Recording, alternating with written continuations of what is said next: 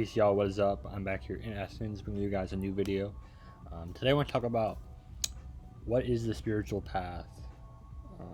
You know, we get started along our journeys. We have a lot of questions. Usually, the journey starts with a question. At least it did for me. But you begin to question why things are the way they are. Is there deeper meanings to things? So I talk about the spiritual path. So not everybody's spiritual path is the same. People have their own path, have their own journeys, and have their own experiences in which they move through. And these experiences are what would define your spiritual path. So what I've realized is experience is how you learn in this realm. You learn through experience. Spirit. It's part of that. You're experiencing spirit. You're moving through spirit. Experience is a great teacher, and it's a great way through which I personally learn things, and you gain a lot of knowledge, and you put a lot of higher meanings and reasonings upon experiences. That's Jupiter, in essence.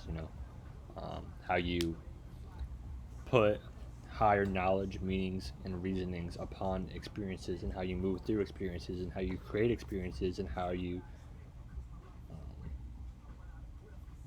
extract information from experiences. So the spiritual path is all about experience, in my personal opinion, and everybody has different experiences that catapult them into the spiritual path. For me, it was mostly the music I was listening to. There was a lot of music I was listening to, and it was talking about third eyes and spiritual things like the flower of life. That was all like back in the day when I was in high school and middle school, listening to this rap collective called Pro Era, and it's a dude named Capital Steez, Joey Badass, the Underachievers, and they all talking about spiritual things, and it opened me up to wanting to learn about this stuff. And then I started watching Infinite Waters, Diving Deep. Shout out to him. I'm forever grateful for Infinite Waters, because he helped open me up to new information. And then I started doing things by myself. I started meditating. I started being spiritual. But what even does that mean? What does it mean to be spiritual? To me, it just means to strive to be better, strive to be in tune with yourself and with others and in the world around us and the energies moving around. Be spiritual just means, there's a lot of new agey things around spirituality. New age is cool. I'm not into new agey and stuff. I was at a certain point. We all, crystals and stuff, they all hold certain energies. But you have to realize that those things you don't need those things. And your chakras, which I know about the chakras. I don't believe in the chakras because I don't try to believe in anything. I always maintain a level of skepticism towards everything. But the way I know is through personal experiences. Now, like I was saying before, people have personal experiences that catapult them into spirituality. Some people, it's a psychedelic mushroom trip where they dissolve their ego and they become engulfed in reality and experience oneness. For some people, it's going through a midlife crisis or a traumatic event or near-death experiences. For some people, it's just brought through them from parents or influences in their household or life. Like for me, my mom was very spiritual, and when my mom had me at a very young age, when she was around my age, she was into astrology and spirituality, and I kind of picked up where she left off in a way. She's still into it, but I'm like way more extreme. It's funny, and I've kind of realized, I've gone through a lot of different spiritual texts. I've gone through